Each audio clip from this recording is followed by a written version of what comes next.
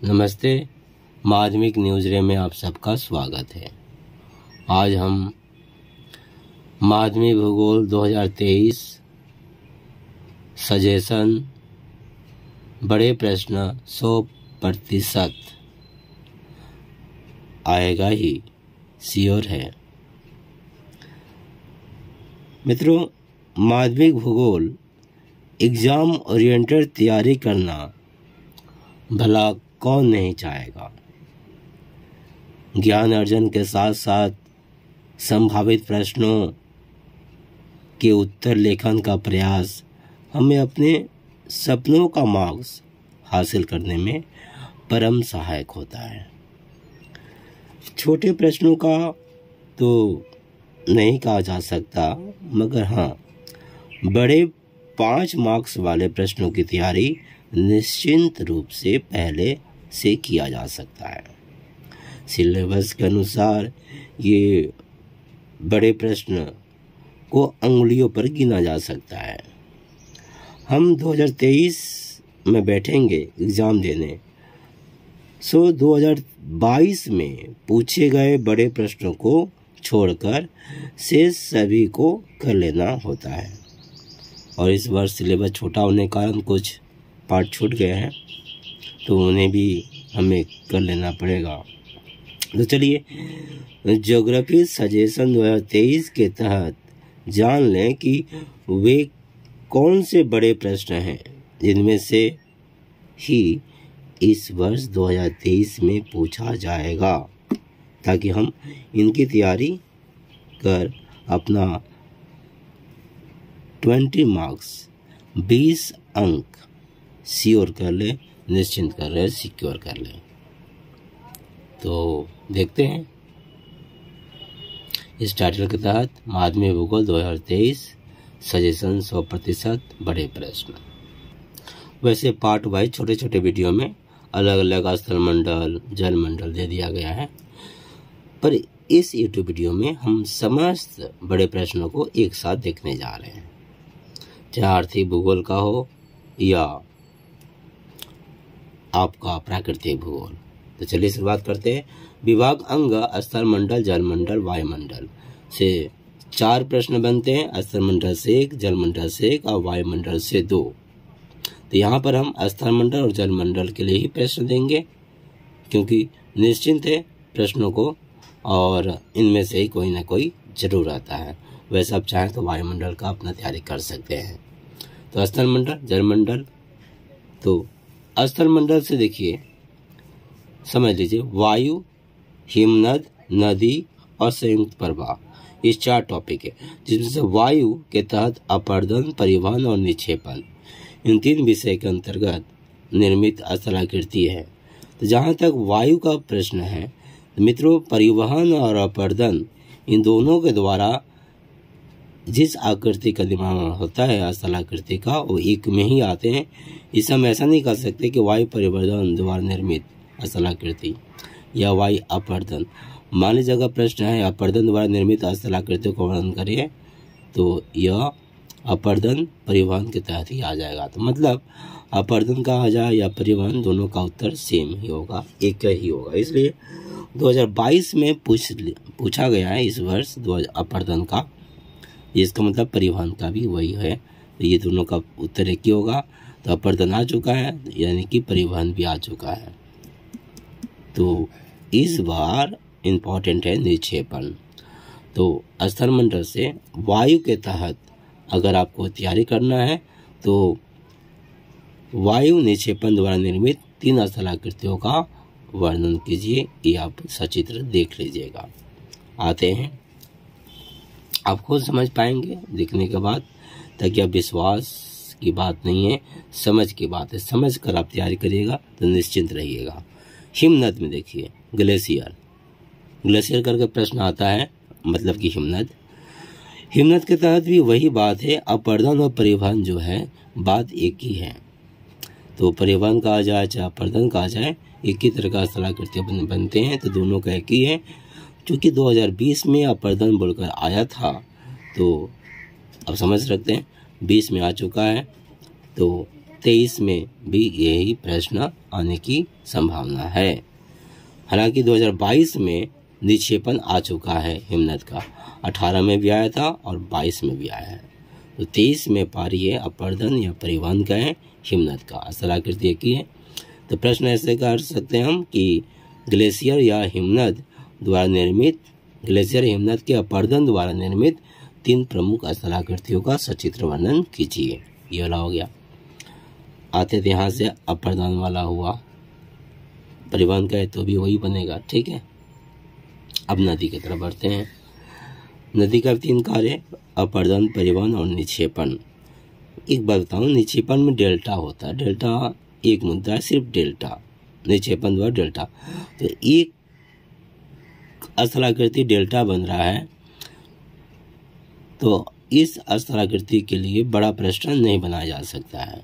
हाँ, 2-3 मार्क्स के लिए पूछा जाएगा इसके ऊपर, पर बड़ा 5 मार्क्स के लिए 3 स्थलाकृति चाहिए कम से कम, तो यहाँ नहीं है, तो बड़ा प्रश्न इसके ऊपर नहीं बनेगा। तो अब आते हैं परिवहन और अपरदन। नदी के अपरदन द्वारा निर्मित 3 स्थलाकृतियाँ 2019 में आ चुका है। नदी के परिवहन द्वारा निर्मित स्थलाकृतियाँ 2022 में आ चुका है इस वर्ष। तो अपरदन इसके लिए अब मुख्य हुआ। नदी के अपरदन द्वारा निर्मित 3 स्थलाकृतियों का वर्णन कीजिए, सचित्र मोस्ट इम्पॉर्टेंट है। अब देखिए, संयुक्त प्रवाह शुष्क क्षेत्र में वायु एवं बहते जल के संयुक्त प्रवाह से निर्मित स्थलाकृतियों में 2017 में आ चुका था, 2022 में दोबारा आया इस वर्ष। यहाँ से कोई प्रश्न नहीं रहेगा।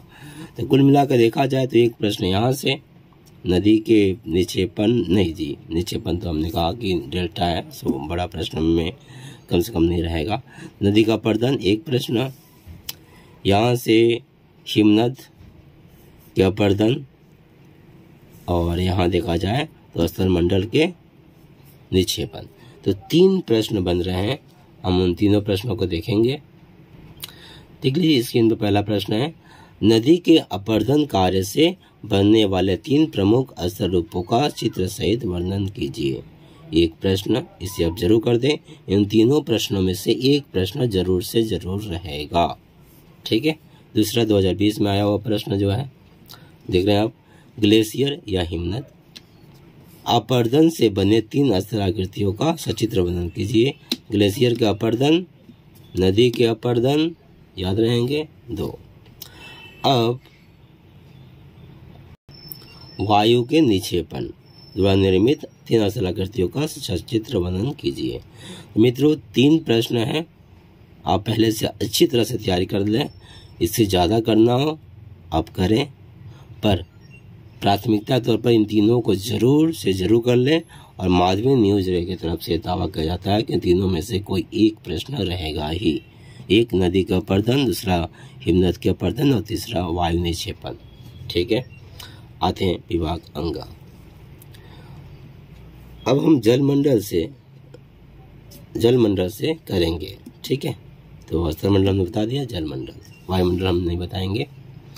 जलमंडल महासागरीय धाराएं हैं और ज्वार भाटा है। तो इसके तहत आपका उत्पत्ति के कारण और प्रभाव टॉपिक है दोनों का। प्रभाव देखिए 2017 में आ चुका है, महासागरीय धाराओं की उत्पत्ति के प्रभाव 17 में, 18 में उत्पत्ति के कारण आया है, 19 में कोई भी प्रश्न नहीं बना इसके ऊपर से, यानी कि 19 में ज्वार भाटा से आया था, 19 में ज्वार भाटा के कारण उत्पत्ति कारण था। अब 20 में वापस फिर यहीं से आया, महासागरीय धाराओं के प्रभाव। ठीक है। तो अब आप क्या समझे, देखिए यहाँ पर 22 में तो ये सिलेबस में नहीं था, सो 22 में आया ही नहीं, और 21 में तो परीक्षा हुआ ही नहीं था। तो इस हिसाब से देखा जाए तो महासागरीय धाराओं की प्रभाव, उत्पत्ति कारण और प्रभाव, ये दोनों प्रश्न, और ज्वार भाटा के उत्पत्ति के कारण और प्रभाव, ये 4 प्रश्न आपको इसमें से करना है। चारों का चारों प्रश्न करना है, क्योंकि यहाँ एक भी हम प्रश्न नहीं छोड़ सकते हैं। तो चारों के चारों प्रश्न में प्राथमिकता हम देते हैं इसको, जो एक बार भी नहीं आया है। ज्वार भाटा के प्रभाव का वर्णन कीजिए, 1, दूसरा ये, तीसरा ये और चौथा ये। तो 4 प्रश्न आप जरूर कर लें। इन चारों में से कोई एक प्रश्न रहेगा जलमंडल से। तो पहला प्रश्न, ज्वार भाटा के प्रभाव का वर्णन कीजिए। दूसरा प्रश्न है, समुद्री धाराओं की उत्पत्ति के कारकों का व्याख्या कीजिए। कारकों अर्थात कारण भी बोल सकते हैं। अब इसे 2019 में आया था, ज्वार भाटा की उत्पत्ति के कारण व्याख्या कीजिए। और 17-20 में प्रश्न है, प्रश्न भले 2 तरह का दिखाई दे रहा पर उत्तर एक ही है। वैश्विक जलवायु पर समुद्री धाराओं के प्रभाव का वर्णन कीजिए। संपूर्ण पृथ्वी पर महासागरीय धाराओं के प्रभाव का वर्णन कीजिए। तो इस तरह से इन 4 प्रश्नों में से कोई एक प्रश्न निश्चित रूप से 2023 के प्रश्न पत्र में आप देखेंगे, क्योंकि 4 ही प्रश्न बनते हैं इसके ऊपर कुल पड़े और चारों आप करके जा रहे हैं। तो आप निश्चिंत होकर कर लीजिए, समय बहुत है। अब हम आगे बढ़ते हैं। हाँ, अगर आपको उत्तर नहीं मिल रहा है, वैसे मैं उत्तर अपने आप से दे दूंगा, पर फिर भी उत्तर की ज़रूरत हो तो आप बोलिएगा, कमेंट करिएगा, हम दे देंगे। पर सभी का उत्तर ऐसा मत करिए, एक ऐसे करके आप दे देंगे तो सुविधा होगा कि ज्वार भाटा के उत्पत्ति कारण बताइए, तो अच्छा रहता है। अब सब बोल दें तो उतना सारा कैसे बनेगा, ठीक है। आस्ते आस्ते एक हो जाए, फिर दूसरा बनूंगी, तीसरा मांगिए, आगे बढ़ते हैं। इस तरह से जलमंडल, स्थल मंडल, ये 2 प्रश्न, दोनों में से हम दोनों के लिए हम तैयारी कर लिए हैं, वायुमंडल से नहीं कर रहे हैं। वैसे 2 प्रश्न वायुमंडल से आएगा, तो अगर आप कर लेते हैं तो ये 5 का 1 आपका पूरा हो जाता है। अब बचा 5 का 2, प्राकृतिक भूगोल और आर्थिक भूगोल, ठीक है। तो प्राकृतिक भूगोल, आर्थिक भूगोल के लिए हम देखेंगे। यहाँ पर मैं प्राकृतिक भूगोल का नहीं बताऊंगा, आर्थिक भूगोल। देखिए 2 प्रश्न यहाँ से रहेगा, 2 प्रश्न यहाँ से, और आपको 2 ही करना है। तो आर्थिक भूगोल से जो 2 प्रश्न रहेंगे उनमें से आप जो भी मैं यहाँ बताने जा रहा हूँ उन सारे प्रश्नों को आप कर लीजिएगा। तो आर्थिक भूगोल से उनमें से 2 प्रश्न जरूर से जरूर रहेगा, 3 हो सकता है पर 2 से कम नहीं होगा, ठीक है। तो 5 के 2 के लिए मैं आर्थिक भूगोल से प्रश्न दे रहा हूँ। प्राकृतिक भूगोल से आप चाहे तो कर सकते हैं, भारत से संबंधित है, बहुत ज़रूरी, अच्छा है। वैसे हम तो पढ़ेंगे ही क्योंकि शॉर्ट क्वेश्चन करना है, पर हम बड़े प्रश्न का बात कर रहा हूँ। तो आर्थिक भूगोल से मैं प्रश्न देने जा रहा हूँ। तो इस सिलसिले में आर्थिक भूगोल में पहला हम भारत के उद्योग, देखिए विचार किया जाए। पेट्रोकेमिकल उद्योग 2017 में पूछ लिया गया है। यहाँ पर क्या, विकास के कारण, ठीक है। तो पेट्रोकेमिकल उद्योग के विकास के कारण 2017 में आ चुका है। लौह इस्पात उद्योग का विकास कारण 2018 में आ चुका है। और 2019 में इस टॉपिक से, भारत के उद्योग से कोई भी प्रश्न नहीं पूछा गया था। फिर 2020, इसका मतलब ये नहीं कि आर्थिक भूगोल से नहीं आता, भारत के आर्थिक भूगोल से 2 प्रश्न आया ही था, ठीक है, दूसरे पार्ट से आए थे। अगला है 2020 में फिर इसी पार्ट से आया, सूती वस्त्र उद्योग।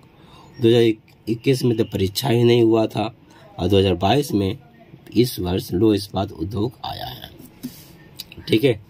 ये रहा आपके सामने, आप देख रहे हैं। इसलिए 2023 के लिए इस पार्ट से आने वाला प्रश्न निम्नलिखित 3 में से कोई एक होगा ही, क्योंकि सिलेबस में तो उतना ही है। इसलिए आप इन 3 प्रश्नों को जरूर से जरूर कर लें अगर आया इस पार्ट से। तो पहला प्रश्न, पश्चिमी भारत में पेट्रोकेमिकल उद्योग क्यों अधिक विकसित है। दूसरा, पश्चिमी भारत में सूती वस्त्र उद्योग अधिक विकसित क्यों है, वर्णन कीजिए। तीसरा, दक्षिण भारत में सूचना प्रौद्योगिकी उद्योग क्यों अधिक विकसित है। हो गया, ये 3 प्रश्न हैं और तीनों में से कोई न कोई एक जरूर आएगा अगर इस पार्ट से, उद्योग पार्ट से रहा तो। वैसे मित्रों, दक्षिण भारत में सूचना प्रौद्योगिकी उद्योग क्यों अधिक विकसित है, ये अब तक नहीं आया है, पर ये दोनों प्रश्न आ चुके हैं, आपने देखा ही है। खैर, ये तीनों प्रश्न मोस्ट इम्पॉर्टेंट है, आप कर लीजिएगा। अब हम आगे बढ़ेंगे कृषि। देखिए, कृषि इस पार्ट के तहत कुल 6 फसल हैं। हर वर्ष इन्हीं 6 में से किसी एक की भौगोलिक दशाएं या परिस्थितियां कहकर बोले, या भौगोलिक दशाएं, बात एक ही है, 5 मार्क्स के लिए पूछा जाता है। ये 6 फसल हैं।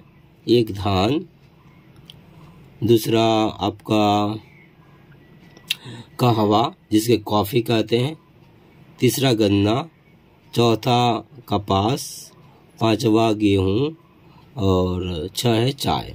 तो धान, कॉफ़ी, गन्ना, कपास, गेहूं, चाय, ये 6 फसलों में से कोई एक पूछा जाता है। तो चलिए हम पिछले वर्षों के प्रश्नों को देख ले, किस तरह से कितने मार्क्स के लिए पूछा गया है, उसी हिसाब से हम इस वर्ष का तय करेंगे। देखिए स्क्रीन पर दिया गया है। साल 2017 में आपका गन्ना आया था। भौगोलिक दशाएं, भारत में गन्ना के उत्पादन के लिए अनुकूल भौगोलिक दशाओं का वर्णन कीजिए। इस तरह से प्रश्न। 2018 में कपास, भारत में कपास के उत्पादन के लिए अनुकूल भौगोलिक दशाओं का वर्णन कीजिए। 2019 में गेहूं, 2020 में चाय, तो सब आ गया। देखिए धान का अभी तक नहीं आया था। 2022-21 में परीक्षा नहीं हुआ था। 2022 में धान, अब आप समझ रहे हैं, मैं धान निकालूं 2022 में धान, ठीक है। तो इस हिसाब से धान तो चूंकि आ चुका है, तो कहवा प्राथमिकता दे सकते हैं कहवा को। अब तक कहवा अर्थात कॉफी नहीं आया है, तो कहवा पूछा जा सकता है। कर्नाटक में जिसका प्रथम स्थान है कहवा। मित्रों कहवा आप कर लेंगे, साथ ही साथ आपको गन्ना, कपास, गेहूं और चाय भी करना होगा। 1 2 3 4 5, अगर आप 5 प्रश्न कर लेते हैं तो उनमें से कोई एक जरूर से जरूर परीक्षा में रहेगा।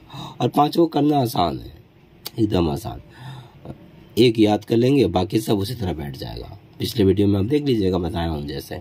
फिलहाल ना भी समझ में आए तो बताइएगा, एकदम आसान है।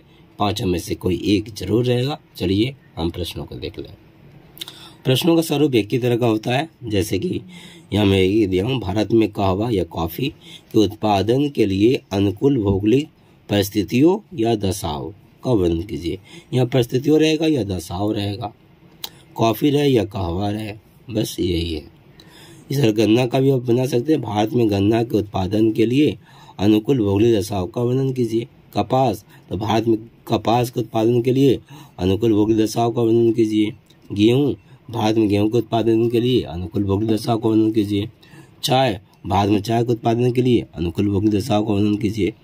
इस तरह से 1 2 3 4 5, ये 5 प्रश्न कहवा, गन्ना, कपास, गेहूं, चाय, क्रम से देख लीजिए। पहले कहवा कर लीजिएगा, फिर गन्ना, कपास, गेहूं, चाय, इनमें से कोई एक प्रश्न जरूर रहेगा। तो ये रहा कृषि का। अब आगे बढ़ते हैं। जनसंख्या, बड़े प्रश्न का जहां तक सवाल है तो भैया इस पार्ट से कुल 3 ही प्रश्न बनते हैं, जो 2017, 2018 और 2020 में भी आ चुके हैं। तो चलिए उन प्रश्नों को देख लेते हैं, फिर बात करते हैं। ये रहा 2017 में जनसंख्या पार्ट से, जो आपके सामने है। भारत में जनसंख्या के असमान वितरण के लिए 5 प्रमुख कारणों का वर्णन कीजिए। तो भारत में जनसंख्या के असमान वितरण 5 कारण बताना है। 2018 में था भारत में नगरीकरण के अर्थात शहरीकरण के प्रमुख कारण क्या है। और 2020 में जो प्रश्न था वह भारत में शहरीकरण की यानी कि नगरीकरण की मुख्य समस्याओं का वर्णन कीजिए। इस तरह से प्रश्न 3 आ चुके हैं। और 2019 में इस पार्ट से कोई प्रश्न नहीं आया था, जैसे आप देख रहे हैं 17, 18, 19, 17, 18, 20 है, 19 में नहीं आया है। और 2021 में परीक्षा तो हुआ ही नहीं। 2022 में तो यह आउट ऑफ सिलेबस था, सिलेबस से बाहर था जनसंख्या पाठ, सो आने का कोई सवाल ही नहीं उठता है। इस 2023 के लिए उपर्युक्त तीनों प्रश्नों को जो आप देख रहे हैं 1, 2, 3, 17, 18, 20, इन तीनों प्रश्नों को करना अनिवार्य है। अगर कोई प्रश्न रखा गया 2023 में तो 2017, 2018 और 2020 में से ही कोई एक प्रश्न होगा, क्योंकि इनके अलावे तो दूसरा है ही नहीं, तो आएगा कहाँ से। इसलिए निश्चिंत होकर इन्हें कर लीजिए, इन 3 प्रश्नों को। अब चलिए आगे बढ़ते हैं। ये आखिरी पाठ है आर्थिक भूगोल का, परिवहन एवं संचार व्यवस्था। ऐसा है, इस पाठ से केवल एक ही बड़ा प्रश्न बनता है। यहाँ केवल एक ही प्रश्न, और 2019 में आ गया है ये प्रश्न। चलिए देख लेते हैं, फिर बात करेंगे। देखिए 2019, भारत की परिवहन व्यवस्था का महत्व लिखिए। 2019 में भारत की परिवहन व्यवस्था का महत्व लिखिए, ये एक प्रश्न है, 2019 में आ भी गया है। यह तो पता ही है कि 2017, 18, 20, 21, 22 में यह प्रश्न नहीं आया है, कारण जो भी हो, लेकिन 2019 में आ गया है। इसलिए 2023 में अगर कोई प्रश्न आया इस पाठ से तो भैया 2019 के अलावा दूसरा ही कैसे आ सकता है, क्योंकि यही तो एक बड़ा प्रश्न है इस पाठ का। अतः इस एक प्रश्न को इत्मीनान के साथ आप कर लें। भारत की परिवहन व्यवस्था का महत्व लिखिए। तो बस परिवहन एवं संचार व्यवस्था से सिर्फ एक प्रश्न, भारत की परिवहन व्यवस्था का महत्व लिखिए। आप लिखकर अच्छी तरह से इसकी तैयारी कर लें। इस तरह से माध्यमिक suggestion 2023 geography class 10 West Bengal board of secondary education के तहत ज्योग्राफी का सजेशन पूरा हुआ। और छोटे प्रश्नों के लिए पूरा पाठ पढ़ें, क्लास अटेंड करें, सर जैसे पढ़ा रहे हैं पूरा अच्छा से तैयारी करें। धन्यवाद। उत्तर में अगर आपको ना मिले तो आप कमेंट करके बताइएगा, हम जवाब देंगे। और थोड़ा सब्सक्राइब ज़्यादा से ज़्यादा करिए ताकि मुझे प्ले बटन मिले। धन्यवाद।